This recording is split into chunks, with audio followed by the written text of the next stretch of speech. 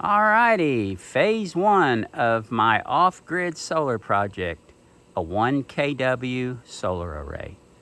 Let's check it out. The very first hurdle that I had to address was that the roof is a 19 degree pitch, and my optimal for where I live is right at 30 degrees. So I had to come up with a way to increase the pitch on these to the 30 degrees. So, you know, I like keep it simple, stupid. So we just came up with this for a solution.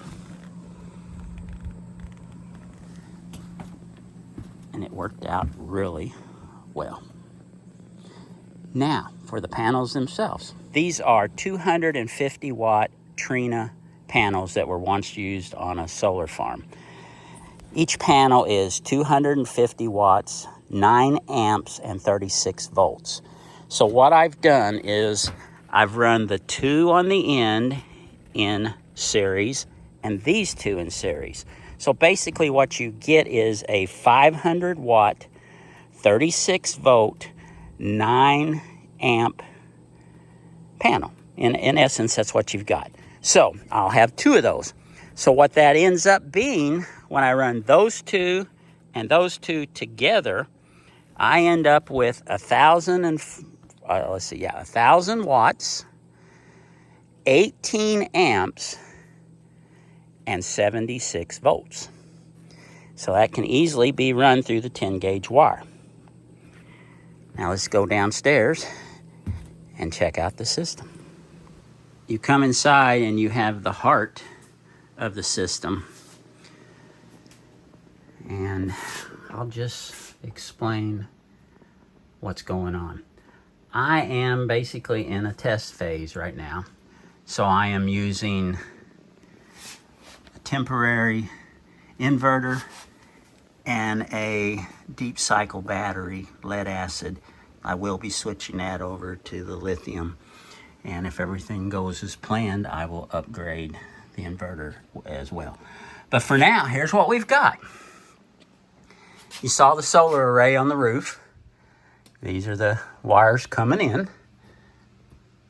That's a 25 amp breaker because it's got 18 amps coming in. And this Top Bull controller, it will handle up to 100 volts and it's 40 amps.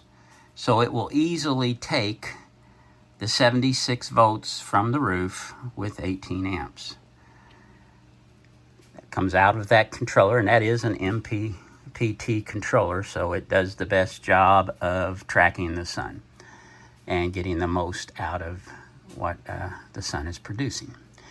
So then you come out of it through the 40 amp breaker, because this is a 40 amp controller, and those wires, which are big, heavy duty, because there's going to be a lot of amps running at a low voltage, 12 volts, and that runs down to the battery. And then from the battery, you've got another heavy wire right here that comes up into these buses. This is the negative bus, and this is the positive bus. This is basically just like the terminals on the battery. So I've come off of it, off the positive, into this 20 amp breaker, and then this wire runs to the ceiling fan or the roof vent fan up in the shop. It's 12 volt. This other breaker, this other wire, it runs over to the man cave, what I call the Chief's cave. Go Chiefs. Anyway, it will power a 12 volt window fan in the summer and the 12 volt diesel heater in the winter. And I am going to be adding to the array, put another one in that will run to the diesel heater out in the shop. So basically that's it. The test is going great. Everything is working well. Right now I've got a big 10 gauge wire running to a 110 volt fan that's pumping some air into the shop because it is hot. Alrighty. that is just basically a quick look at phase 1 of my off-grid solar project. It's the 1 kW. You see this spot here? That's for phase 2, which is going to be a 3 kW system. That is going to be awesome. Alrighty, thanks for watching.